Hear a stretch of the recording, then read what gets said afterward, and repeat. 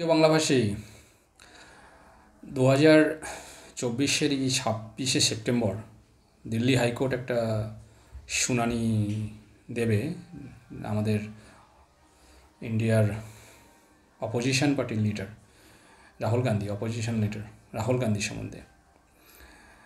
Doctor Subramaniam স্বামীর আমরা নাম শুনেছি। ইনি বিজেপি রাজ্যসভার সাংসদ ছিলেন। 1999 সালে এনার এই একটা ভোটে কিন্তু আমাদের অটল বিহারী বাজপেয়ীর সরকার পড়ে গেছিলো। ইনি ওই সময় জয়ললিতার যে পার্টি AIADMK মেম্বার ছিলেন। দেখা গেছিল যে 269-এর ব্যাপার ছিল, সেই 270-69 উনার একটা ভোটে আমাদের 1999 সালে যে অটল বিহারী বাজপেয়ীর যে বিজেপি সরকার পড়ে গেছিল।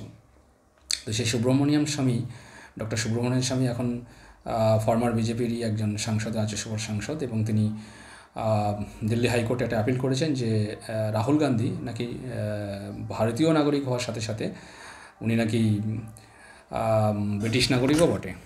কেন না, তার আগে একটু বুঝি যে রাহুল গান্ধী ট্রিনিটি কলেজ 1995 সালে ট্রিনিটি কলেজ থেকে তিনি এমফিল করেছিলেন, এবং 1995 সালে এমফিল করার পরে ট্রিনিটি কলেজ, এবং যেটা হচ্ছে নাকি কেমব্রিজের অন্তর্গত, এবং লন্ডনে ওখানেই একটা কোম্পানিতে তিনি জব করতেন, মনিটর গ্রুপ বলে একটা কোম্পানিতে। তো সেই হিসাবে নাকি ওখানে ব্রিটিশ নাগরিকত্ব পায়, এবং 2003 সালে ব্যাকঅপস লিমিটেড বলে একটা কোম্পানি তিনি লন্ডনে প্রতিষ্ঠা করেন, এবং তার ডাইরেক্টর ছিলেন রাহুল গান্ধী। এবং তিনি কিন্তু নিচে লিখেছিলেন যে 2004-এ যখন একটা ব্যালেন্স শিট বের করানো হয়, তখন তিনি নিচে লিখেছিলেন ডাইরেক্টর রাহুল গান্ধী এবং ব্রিটিশ নাগরিক। তো সেটা নিয়েই সেই ডকুমেন্ট নিয়েই একটা 2015 সালে ডক্টর সুব্রমণিয়াম স্বামী কিন্তু একটা এথিক্স কমিটি, যেটা পার্লামেন্টের এথিক্স কমিটিতে, সেখানে কিন্তু একটা অ্যাপিল করে যে এটা নিয়ে একটু ভাবা হোক।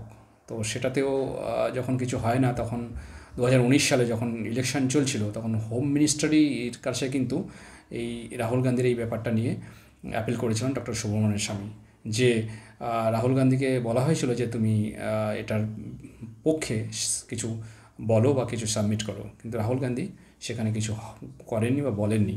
এবং ওই সময় যিনি রায়বেরেলি বলে, যেটা বোধহয় খুব সম্ভব স্মৃতি ইরানির বিরুদ্ধে দাঁড়িয়েছিলেন, যদিও হেরেছিলেন, তো সেই রায়বেরেলি যেহেতু এলাহাবাদ হাইকোর্টের মধ্যে পড়ে, তো ডক্টর সুব্রমণিয়াম স্বামী কিন্তু এলাহাবাদ হাইকোর্টে অ্যাপিল করেছিল। এলাহাবাদ হাইকোর্ট যাওয়ার আগে সুপ্রিম কোর্টেও অ্যাপিল করেছিল, কিন্তু সুপ্রিম কোর্ট বললো না, একটা ছোটো মাত্র একটা ডকুমেন্টারির ভিত্তিতে কোনো অ্যাকসেপ্ট করা যাবে না, এবং খারিজ করে দেয়, এবং এলাহাবাদ হাইকোর্টও কিন্তু খারিজ করে দেয়।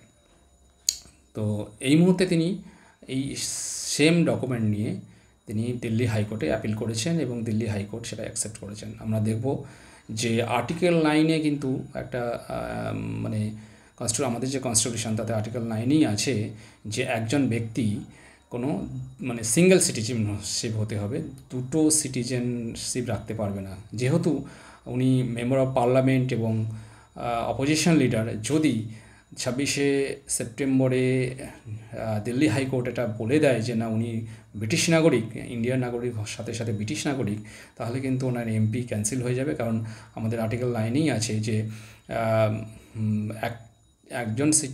একজন ভারতীয় শুধু ভারতীয় নাগরিক হতে পারবে, বাইরের কোনো সিটিজেনশিপ নিতে পারবে না। আর যদি এটা ক্যান্সেল হয়ে যায় ভারতীয় সিটিজেনশিপ, তাহলে কিন্তু ওনার এমপি পত্র ক্যান্সেল হবে। কারণ এমপি হতে গেলে বা কোনো লোকসভার বা কোনো বিধানসভা বা কোনো যে এতে যদি দাঁড়ায়, ক্যান্ডিডেট হিসেবে দাঁড়াতে হয়, তাকে কিন্তু ভারতীয় সিটিজেনশিপ হতে হবে।